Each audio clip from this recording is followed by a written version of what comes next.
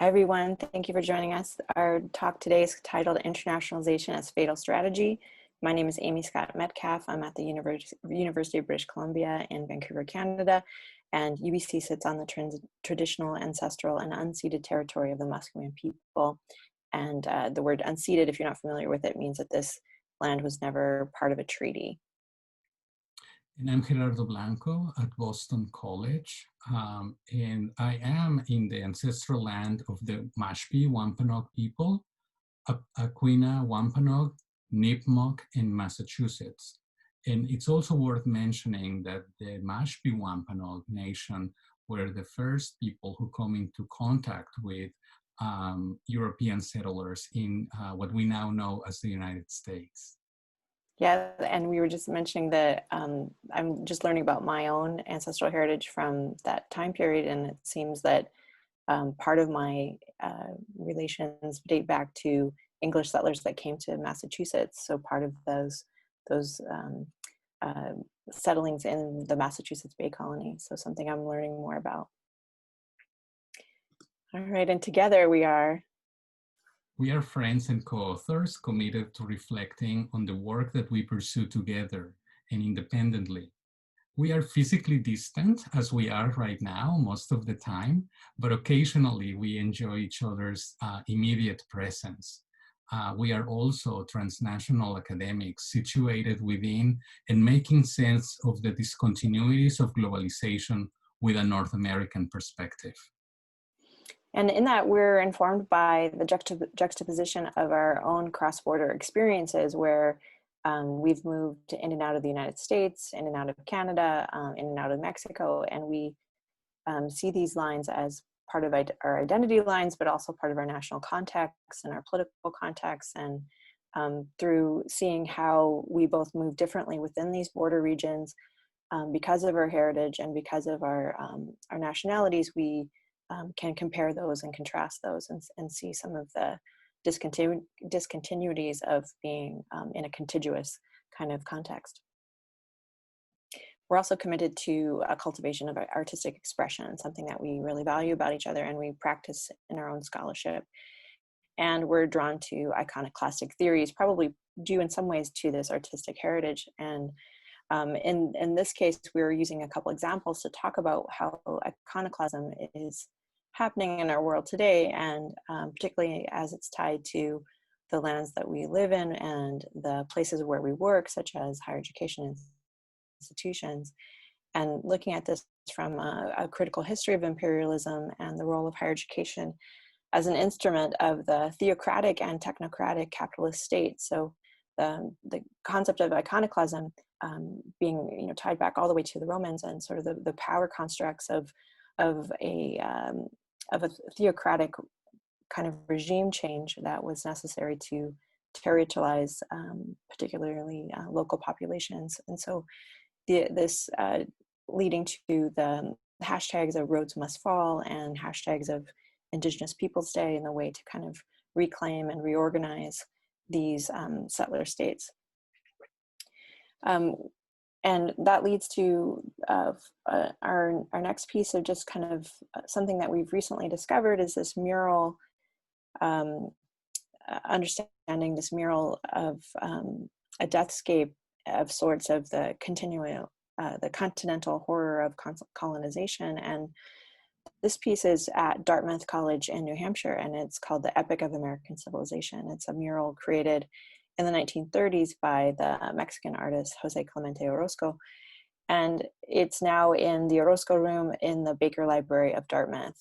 And the mural depicts colonization in the Americas from the Aztecs through industrialization. And it contains a pointed critique of the artist directly to the philanthropists and the educationalists of Dartmouth and of New England as in implicating its role in empire and indoctrination.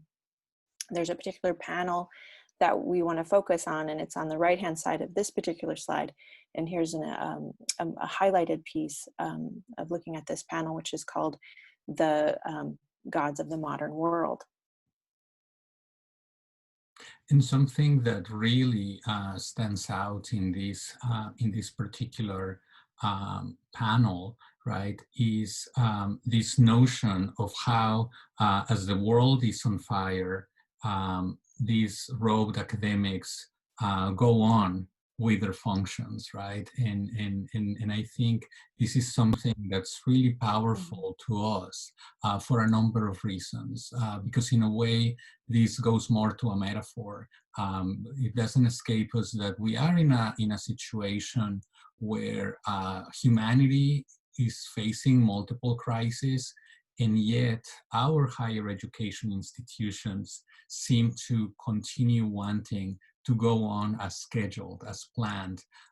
And I think that's, it goes beyond metaphor. We also want to, something that was very salient in selecting this visual is that also, even in this painting, higher education is portrayed as being a global endeavor, as internationalization is referred to, the way we look at it, at the different traditions of robes. So we have on the far right in blue that more European academic robe, and then we have continental European in particular, and we also have different styles of academic regalia, right? And that seems to indicate how always already higher education is global. In this image, we have this piece called Calavera Oaxaqueña by Jose Guadalupe Posada. And this piece really illustrates one of the struggles that we have in contemporary universities. There is this idea of inevitability and leaping forward toward the inevitable. That will relate very closely with some of the concepts of fatal strategies that we will be discussing throughout the rest of our presentation. But it is also worth mentioning that given the context of this piece, it's really, this was one of the only forms of acceptable social critique. And I think that's really particular as a reminder that irony, as a reminder that these forms of social critique can also be powerful, right? That critique can be done indirectly, and it can be done in sort of twisted and ironic ways.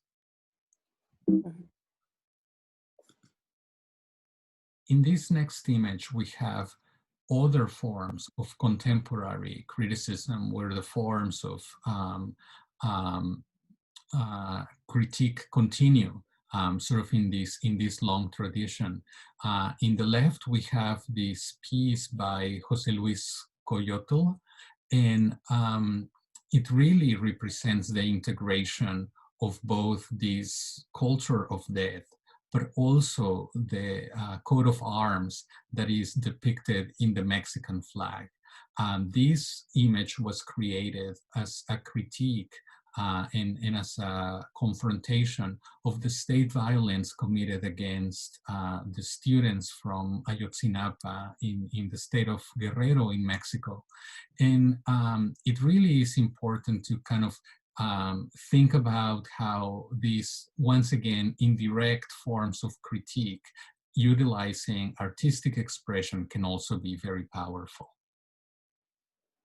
And in the next image, we have a contemporary artist, Ravi Zupa, and he's drawing on that previous image from Posada and the calaveras to see how we might utilize the context and content of a broadsheet. So this idea of almost like a virtual wheat pasting of democratic communication, that the title of this is "Who Protects Me from You?" and it's a commentary on police violence, and the idea that we are situated within a continental history of protection, in quotation, from violence, but actually it's a commission of violence in those particular agencies that are policing and creating the boundaries of which the state has territory and the state control that leads to dispossession and indigenous genocide,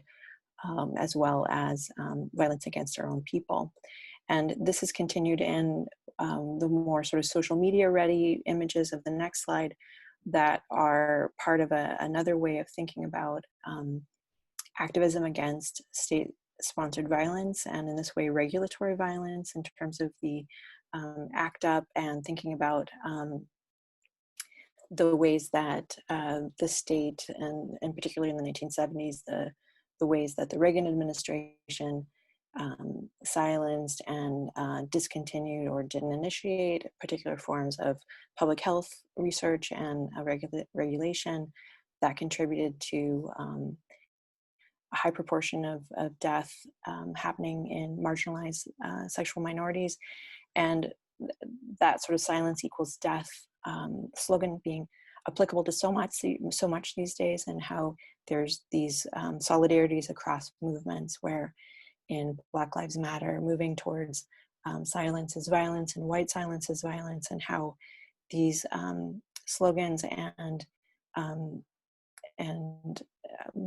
community organizing movements are built out of commonalities of the state-sponsored genocide. And we see this also then in the next slide, where the Extinction Rebellion is using the red hand and dressing in red. And this is also a form of protest and expression from the missing and murdered Indigenous women's movement. The red hand meaning, in some ways, like a bloody hand. Also, we saw this in Ayotzinapa and some of the imagery there. And it also is the red hand of stop this, and or putting a stop to this, or holding out a hand in protest to this. And thinking about these as ways that our institutions have not been fully committed to this type of cessation of violence, and to think about the ways that our institutions are actually perpetuating and in solidarity with the state instead of the people in many of the ways of these movements, leading to this sort of commodification of death, and that we can now even purchase the logo of 2020 as the death year, the year of death, and this COVID-19 stock illustration, only from iStock, because it's also an intellectualized property that is purchasable, right? It's something that we can see as a capitalistic expression of this moment that we're in. And this all brings us to the ways we're trying to make sense of these experiences in our role within universities. And we have come to the work, not only for this presentation, but throughout some of our other collaborative projects, to the work of Jean Baudrillard. And there is this notion in particular of fatal strategies that we think is quite fitting with the contemporary moment that we are experiencing, but also with the role of the universities and the pieces, the parts, the aspects of the university that may not be worth bringing back as we are in this crisis. We are centering our critique, of course, in this notion of how can we create resistance when resistance has often a way of being incorporated into the master narratives, just like Amy illustrated a moment ago with this sort of like 2020 logo becoming a commodified expression, right? And tradable intellectual property.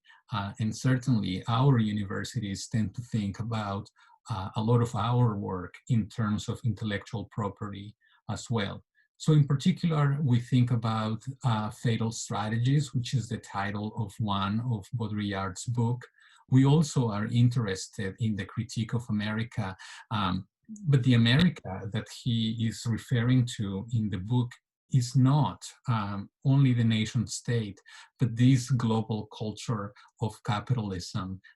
So this idea of an idealized global America that has become the template for many societies in recent years, but also this notion of symbolic exchange and impossible exchange.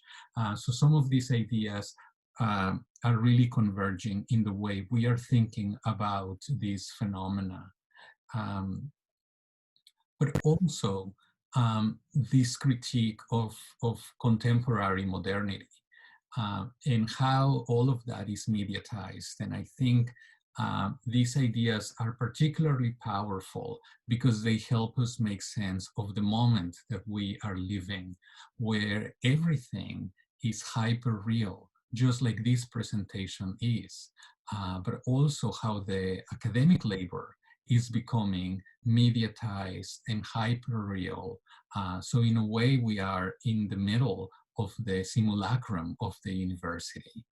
Um, and, and also how, and at the bottom of this quote, this idea, it's really central, the ecstasy forms of everything that we experience and live, right? So, so there is this notion that we are in ecstatic forms, and that ecstasy of the social, that ecstasy of the university, and certainly the ecstasy of internationalization is what we are trying to explore in our collaborative work.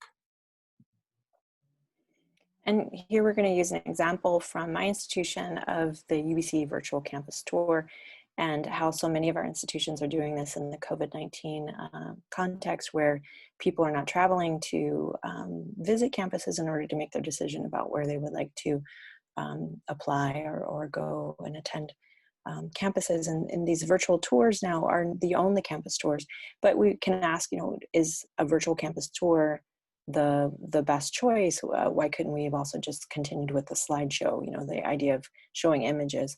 But it becomes a simulacra of the campus that in some ways is more real than the campus itself. So in this context, if you hadn't been able to visit our campus context, you wouldn't necessarily know that students do not congregate in this particular space in this way. In fact, to my eyes, this is a photoshopped image. And so it's selling something that we don't actually even portray in real life. But also there are images contained within this image that architecturally are saying and speaking to a particular desire of some of the applicants to the reification of these symbols of imperialism. So the main library building here, one of the oldest buildings on campus, being built in the 1920s in the English Gothic style, and creating this notion of British imperialism. Of course, our province is called British Columbia.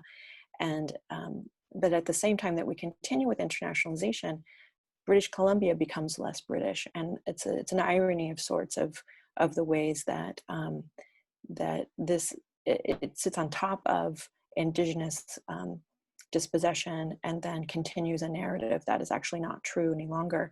And it's the method of that is also shown here in that the two modernist sides to the library were added recently, and it's now been renamed the I.K. Barber Learning Center, named after Irving K. Barber, who was a Canadian forestry industrialist and made his living sort of reaping the profits from Indigenous dispossession and state regulation of the forests, and obviously the environmental destruction of this province, and contributing to climate change and climate extinction.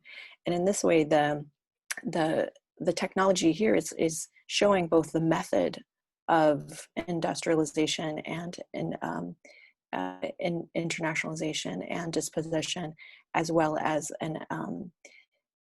it becomes itself a further use of that by the technology is showing what's created to serve those who are away from campus, such as international students and global stakeholders. But that now becomes everybody's experience because we're all away from campus.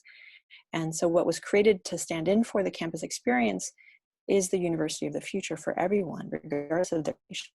We're actually exporting digitally, virtually, this entire system of colonization to anyone who aspires to the prestige of the institution.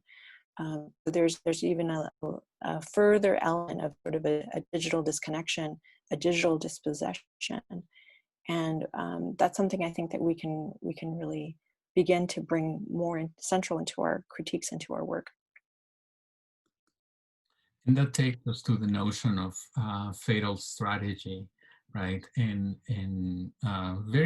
It's understood in very different ways, but it really at the core of the concept of fatal strategy is this idea of reversibility between subject and object.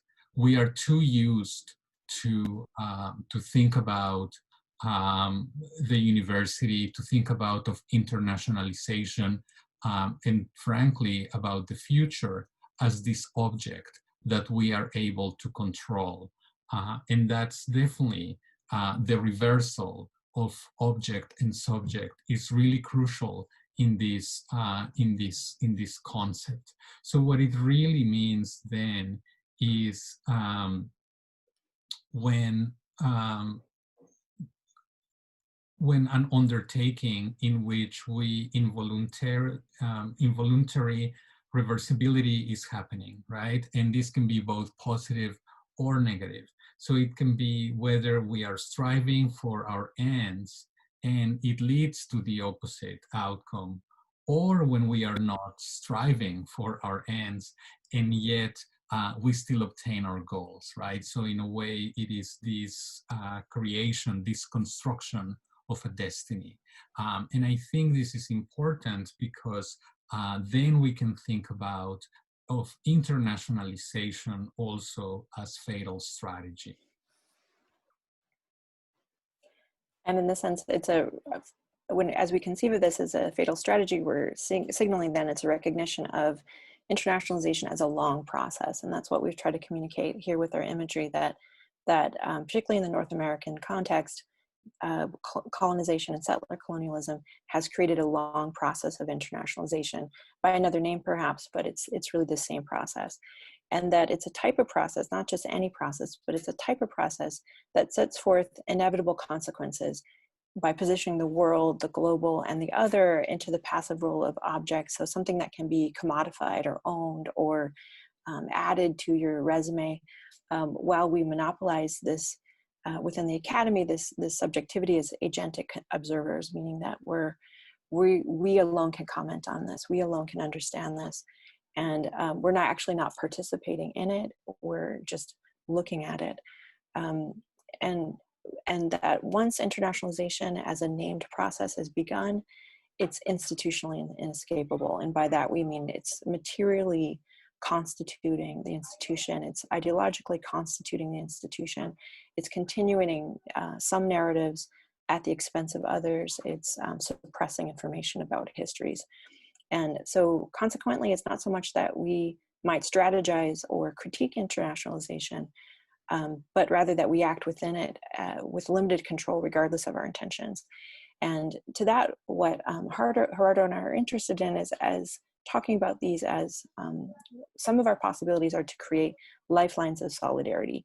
So as we've seen with some of the movements that we've brought forth some of the imagery today, working within and across our international networks as our institutions have created them, and then creating these networks of solidarity in those places.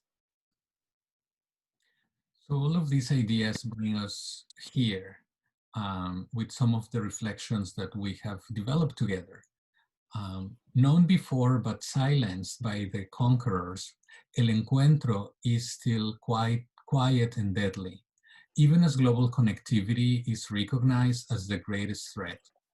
While we shelter in place, we long for contact and movement. Our desire for the other expands as we contract into our fears. Rather than analytically separating fear, desire, repulsion, attraction, we propose recognizing and even embracing our dualities, contradictions, and hypocrisies, as well as our best intentions. We propose an embodied way of knowing that accounts for both presence and absence, along with real and imagined human contact. And l'internationalisme creates, demands, desires absence from home countries, families, culture, previous notions of self-identity, and pedagogical expectations, outcomes that are often understudied and misrecognized. Becoming international denies banal re-entry due to the expectation of exposure. All crossings are permanent. All borders are internal. We knowingly and inadvertently exchange self for other. As we move into the post-COVID futures of our profession, the academy, and our studies of critical internationalization, we are interested to say that, you know, this is not over. We're in the middle of it. We resist to predict a future while this present is unfolding. And, you know, there's been quite a bit of forecasting of what is going to happen, and we certainly don't want to contribute to those kinds of strategies, right? This sort of strategizing that we've described as fatal. We sit also with imagery like the statue of Christopher Columbus that was beheaded a few days ago in Boston. This idea that a viewpoint, a theoretical strategy that looks at iconoclasm as these sort of perpetual rebellion against regimes and regime change, and the symbolism of that is the sort of sitting with a particular form of silence, sitting with a particular form of inescapability that we might accept, or we might push aside completely. So as we move into that, perhaps we want to think about what is it that we can do in the present. And what we can do is longing for each other and for connection, and sitting with that longing and recognizing it and amplifying it. We can also be aware, right, of these non-work aspects of our lives, and it's really challenging to do that, just as we struggle, right, to find the space and the time to work and to perform maybe in the old ways, when perhaps we need to bring more to the center those non-work related aspects of our lives, and giving them their space authentically in the work that we do.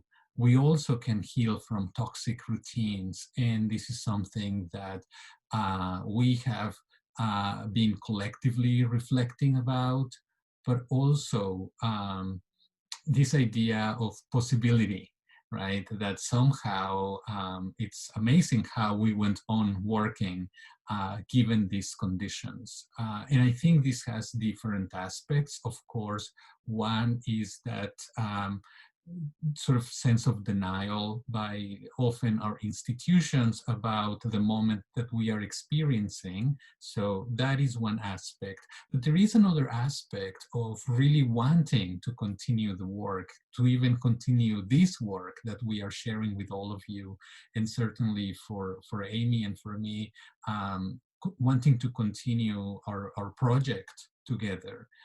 And continue to create and to exchange with each other.